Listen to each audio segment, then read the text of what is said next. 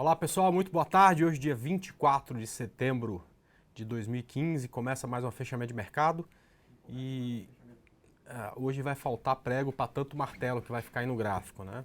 Bom, para quem é mais ligado a fundamentos no longo prazo pode não entender muito bem, mas martelo é um candle que quando aparece costuma trazer correção da tendência em andamento, né? Muitos autores de candlestick falam em reversão de tendência, mas não nesse ponto que ele apareceu e a maioria das vezes acaba trazendo uma correção de mercado, não uma reversão, perfeito?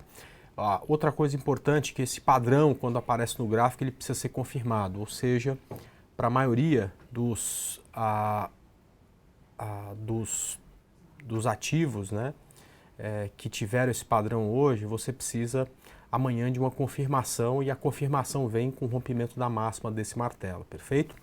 Na verdade, não foi só martelo que ficou no gráfico. Aliás, ficou o martelo no gráfico do Ibovespa, porque o Ibovespa sempre abre do zero, ou seja, são 70 ativos que comprou o Ibovespa, 70 e pouco ativos que comprou o Ibovespa. Quando abre o primeiro, ele começa a se mexer, né? Então ele abriu o primeiro ativo, ele começou a cair.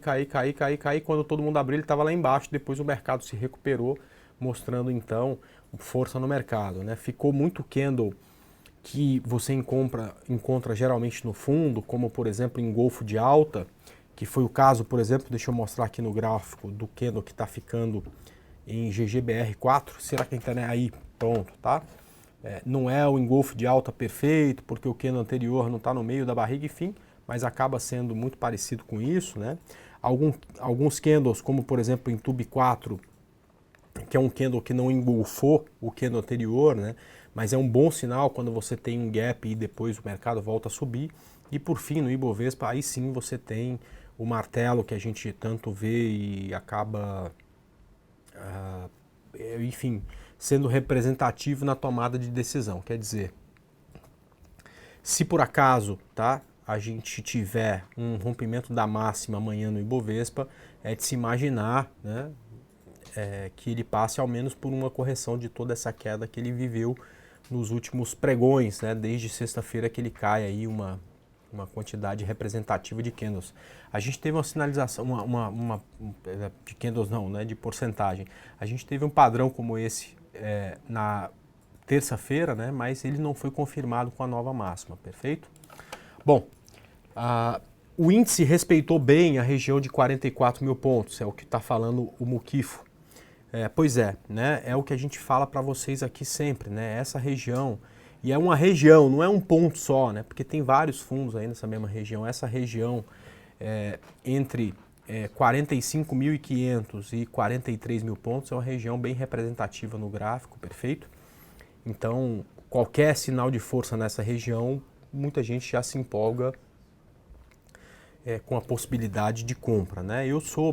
A minha forma de operar é uma forma bem calma, bem tranquila. Eu demoro algum tempo para tomada de decisão. Eu gosto de movimentos mais consistentes. Eu não gosto desse oba-oba de que hoje de manhã a maioria dos que ficam escrevendo sem parar aqui no chat, né, tava falando que a bolsa ia a 39 mil pontos. Aí no final do dia viu que deixou o martelo, já está falando que vai a 60 mil.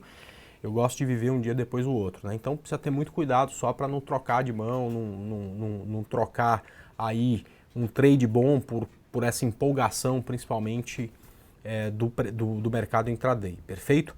Bom, o sinal do Ibovespa é um sinal muito bonito de que ele pode passar por uma correção de toda a queda, mas o sinal do dólar, né, é um sinal exatamente o contrário, é um sinal de que ele pode justamente iniciar uma correção um pouco maior, tá? Vamos ver o gráfico do dólar para a gente entender o que é isso, né? Hoje de manhã vocês tinham me perguntado do dólar futuro, a gente falou dessa resistência aqui a 2,4261, ele bateu exatamente no início da manhã e começou a corrigir, né? Isso aqui é chamado aí de ataque contra ataque, né? No mercado americano eles chamam de trilho de trem, quando você tem aí um candle grande para cima e um candle grande para baixo, né? Isso também mostra a possibilidade de uma correção no dólar, tá? O que não muda em nada a condição dele, tá? Um ativo que vem subindo há bastante tempo, está bem afastado das médias, né? Então, naturalmente, em algum momento ia passar por uma correção. E essa correção do dólar, a gente entende que acontece por conta aí da intervenção do Banco Central e também da fala do Tombini, tá? do presidente do Banco Central, que fez acontecer uma coisa interessante, né? Primeiro ajudou na queda do dólar, né? Os 20 mil contratos, 2 vezes aí de venda que o Banco Central fez também ajudou pra caramba, né? Mas a gente percebe que a fala do Tomini foi importante porque os juros futuros também vinham com a queda muito forte e agora estão caindo fortemente, né? DI1 F17, por exemplo, que chegou a bater aqui 17,30, 17,25 no início do dia, fecha com 15,67, né? É uma das maiores quedas dos juros futuros que eu já vi, né? Quando você volta o gráfico diário, procura aí um candle tão grande como esse, né? É difícil de achar, né? Talvez aqui um candle aí de 4,5%, não, esse é muito pequeno, né? Volta aí, a gente já está aqui em 2014, estamos aqui em 2013, uma queda aqui de quanto? 5%, né? A gente não consegue achar, enfim, só em épocas de mercado realmente estressado, né? Como a gente teve aqui em 2011, por exemplo, que teve aqui também 3,5%. Quer dizer, não é fácil, né, achar um candle como esse aqui, um candle que entre topo e fundo, tá? No juro tenha quase 9%, tá? Então, isso também indica correção da tendência de andamento. Também no juro futuro você tinha aí uma tendência forte de alta e que foi rompida, tá? Vamos lá, é justamente por conta desse terrorismo todo que é feito aqui que hoje eu pedi para que o chat fosse liberado, enfim, para só perguntas em relação ao que a gente está falando aqui, tá? Vamos lá. André, as altas de Usiminas 5 e CSNA são altas repiques de queda de ontem ou mostraram tendência de subida? A gente nunca vai saber isso, né? Mas o que eu posso dizer é que tanto em um quanto em outro, na verdade até com a GGBR, que é a que eu gosto mais, né? Deixa eu colocar aqui o gráfico da GGBR, por sinal, é o que eu mais gosto, né? São um excelente sinal, né, de que poderemos ter com esse setor uma onda 3 para cima. A gente já tem o difusor, que é um indicador que eu gosto bastante, cruzado para cima. A gente corrigiu até o ponto certo, que seria o ponto aqui de fundo de um possível ombro cabeça ombro invertido. Então, nos próximos dias, se a gente tiver qualquer pivô no gráfico de 60, a gente vai iniciar uma compra, tá ok? Então, esse é um excelente sinal para todo o setor, tá? O Tigre, obrigado pela sua pergunta, mas a Petro está em período de silêncio, ou seja, ela está distribuindo debêntures, né? Está ofertando debêntures para o mercado. Neste momento, os analistas ficam impedidos de falar do ativo. Isso não é algo que a gente determinou, é uma determinação da CVM, tá? Então, infelizmente, não posso falar de Petro, inclusive a partir de hoje, né? Em compensação de Vale, que estava em período de silêncio também por conta de emissão de debênture, ela saiu do período de silêncio, então dela eu já posso falar, tá? André, vamos lá. Usiminas, pode comentar ITSA 4 e HGTX? Vamos lá. ITSA 4 é muito parecido com o YouTube que a gente acabou de falar, né? Deixa aqui também um bom sinal. Essa aqui deixou um martelo também, assim como o Ibovespa, ou seja, é possível, a partir de agora, uma correção da tendência de queda em andamento. A gente opera, né? A gente não tem nenhuma possibilidade de a gente saber, conhecer o futuro, né? Mas a gente opera observando os sinais que o próprio mercado deixa para a gente, tá? Então, olha só, ITSA subiu e deixou um candle que é exatamente igual a esse, só que no topo, né? Ele acontece de cabeça para baixo e também recebe um outro nome, que é estrela cadente, tá? Então, ele vinha ITSA em forte alta, deixou uma estrela cadente, veio para forte baixa, está deixando aqui um martelo, tá? Então é de se imaginar que o mercado pode passar por uma correção de toda essa queda, tá? Mas sem trocar os pés pelas mãos, espera amanhã ter um rompimento aí desse 7,27 ao menos para pensar num início de operação, tá? O Calibu também pediu HGTX3, pois bem, a gente deu compra em HGTX3. A gente falou isso 200 vezes para vocês. Pode até não ter comprado, mas comprou porque não quis, tá? No rompimento de 13,37, eu dei essa indicação porque eu acho que ela tem uma reversão de tendência para fazer. O alvo é 16,22, o stop abaixo de R$ 12,42. Perfeito? O Andy está perguntando por Smiles. Muito bom. Dessa forma aqui eu consigo ler o que vocês estão pedindo, né? Senão ficava um bate-papo danado, eu não conseguia entender quais os ativos eram, quais as considerações vocês tinham para fazer. Bom, Smiles está em tendência de baixa, muito forte, mas muito afastado das médias, ou seja, não dá para iniciar a venda, mas também não acredito que dá para pensar em compra, tá?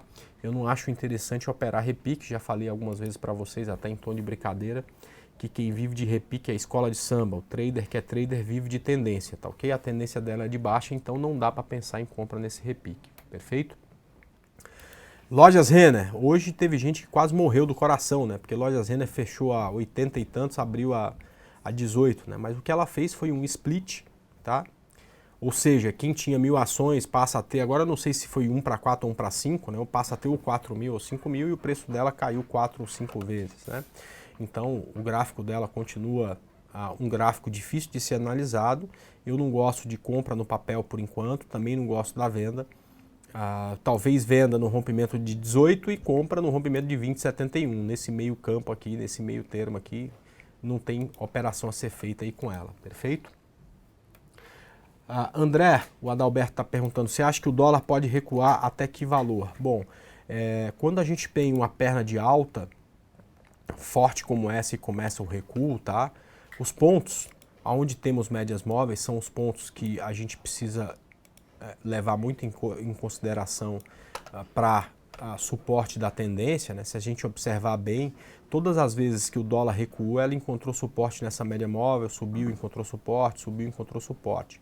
Então, o primeiro ponto de suporte é 3.906, segundo ponto 3.589, e a gente pode também, se esse ponto for rompido, né, traçar aqui o que a gente chama de retração de Fibonacci, tá? Que também dá alvos parecidos como a que a gente tem aqui na média móvel de 72, ou seja, alvos entre 3.695 e 3.564, perfeito?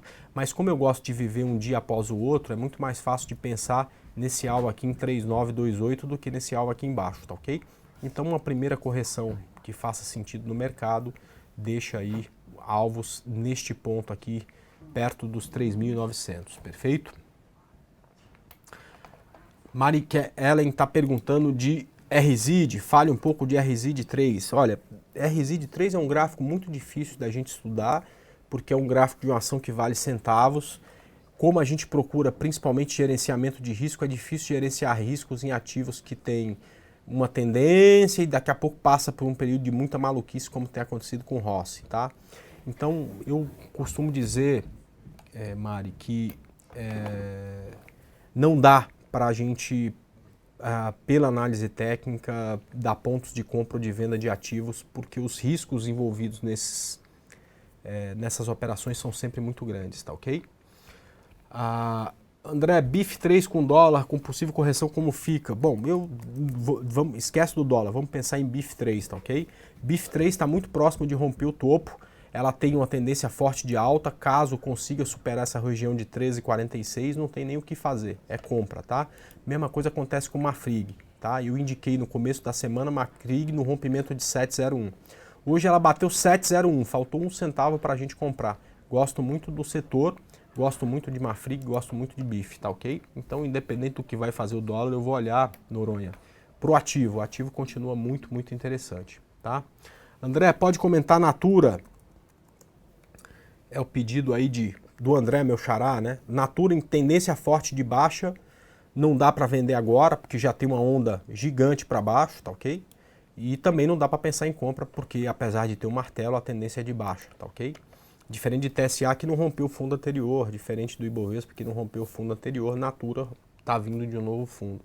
Então o que a gente consegue extrair, olhando para esse gráfico, é que o ativo pode passar por uma correção e se vier aqui, nessa média de 17 períodos, a gente vai pensar em uma nova venda, tá ok? André, qual stop devo usar em Fibre? Bom, eu já trouxe o meu stop para 56,04, tá ok? Ela, por conta do dólar hoje, caiu bastante. Essa aqui a gente consegue relacionar muito melhor do que as outras, né? Então, abaixo de 56,04 eu caio fora da operação, usando uma regra de stops que eu utilizo, que é a regra dos 3%, Rogério. O da Silva pede para eu dar uma olhada em Goal 4, tá? Beleza, Goal 4 tem a mesma condição que todo o resto da siderurgia, né? Vem aí numa subida bem forte, passou por um pouco de correção. Se começar a montar pivô a partir desse ponto, a gente pode pensar em compra, tá? Eu acho que a gente precisa aí de Goal 4 igual 4 de mais alguns pregões para a gente decidir ou não por comprar este papel, tá? A Maria está pedindo agora a BBDC4. BBDC4 fez hoje um novo fundo, deixou um sinal muito representativo, Maria, que é um padrão de candlestick conhecido como piercing line. É um padrão difícil da gente ver, né? Ou seja, ele disse que, olha, amanhã, se a gente tiver o rompimento do topo da máxima de hoje, o mercado pode vir para uma correção da tendência de baixa no ativo, tá? Mas é a única informação que a gente tem. Não dá para a gente pensar em compra ainda, tá? Ó, eu já perguntei, a pergunta se é hora de comprar Marfrig, eu já falei, é hora de comprar em 702, essa para mim vai ser a hora de Marfrig. E BBSE3 é um ativo que está bem interessante, que tem um padrão de tenda bem interessante, é um gráfico exatamente igual ao de BBDC4, ou seja, tem aí um piercing line, né? E se por acaso amanhã começar a subir, romper o topo do gráfico de hoje, pode passar por uma correção, tá? Vamos lá, mais um ativo, SUSB 5. Bom, SUSB 5, mesma coisa aí de SUSB 5, tá? Mesma coisa de Fibre, né? Com a queda do dólar ela veio um pouco para baixo. Se está posicionado, o stop pode ser abaixo de 18,14, tá ok? Ela está bem próxima, né? Eu gosto de analisar esses canais de alta em gráficos mais longos, né? Ela está bem próxima de um topo de um canal, tá? Então não é fácil estar comprado em SUSB nesse momento, até por isso eu escolhi Fibre, tá? Pode analisar Sula 11, vamos lá, vamos analisar sim. Sula 11 passando por um pouco de correção, depois de uma alta bem forte, né? E parou de cair aqui, montou o primeiro pivô, a gente consegue pensar em compra, tá? Eu tô correndo, pessoal, na verdade eu queria atender todo mundo, mas nosso tempo tá acabando, né? Eu tenho que acabar antes das 5 da tarde, senão eu vou ser cortado aqui. Então o próximo é Vale 5, olha, é um dos sinais, Rick, que mais bonitos que tem no mercado, se o mercado subir, né? Vai ser o sinal deixado por Vale 5, tá? Ou seja, ele tem aqui, assim como em BRAP 4, a chance de fazer um ombro cabeção, ombro invertido bem bonito, mas ainda não tem ponto de compra ainda, tá? Para baixo, ela pode cair, até porque o mercado pode fazer o que ele quiser, não sou eu que vou determinar o que o mercado vai fazer, né? Para baixo não me interessa, se cair, outras pessoas vão vender, né? Não eu. Eu gosto de... Aliás, a gente teve um monte de call de venda essa semana que estão dando aí um bom retorno, né? O meu interesse na Vale é só se ela subir. Acima de 16, acho ela muito bonita, tá ok? André, se o Ibovespa perder esse suporte próximo ao objetivo, tem pelo menos aí 200 suportes aí para o Ibovespa, né? Antes de pensar numa queda mais forte, né? Quando a gente coloca no gráfico semanal, a gente consegue ver, né? Então, primeiro ponto, 44.956. Segundo ponto, a mínima dessa semana, 44.208. Depois aí a gente tem ainda a mínima de 4 semanas atrás, a 42.749, né? A hora que perder esse ponto, aí dá para começar a falar, né, Helder, de alvo em 38 mil pontos, né? Porque no mercado, quem não vive um dia de cada vez acaba se perdendo, né? Acaba perdendo dinheiro, achando que o mercado vai a 60 mil porque ele subiu, achando que vai a 38 porque ele caiu, né? Se a gente não tiver pé no chão de pensar em viver um dia depois do outro e começar a virar megalomaníaco de alvos enormes e não sei o que, e vai dar 40%, acaba que a gente se perde, infelizmente, tá ok? E infelizmente também é o que acontece, que vai acontecer com a maioria, né? Se não tiver pé no chão e respeitar muito o mercado, acaba sendo isso que acontece, tá ok? Bom, pessoal, preciso parar, senão daqui a pouco eu vou ser cortado, porque às 5 começa aí a palestra da equipe Trader. Agradeço muito pela presença de todos, deixo um grande abraço, se Deus quiser aí amanhã às 9 da manhã eu tô aqui de volta para fazer mais um call de abertura. Tchau, pessoal, até lá.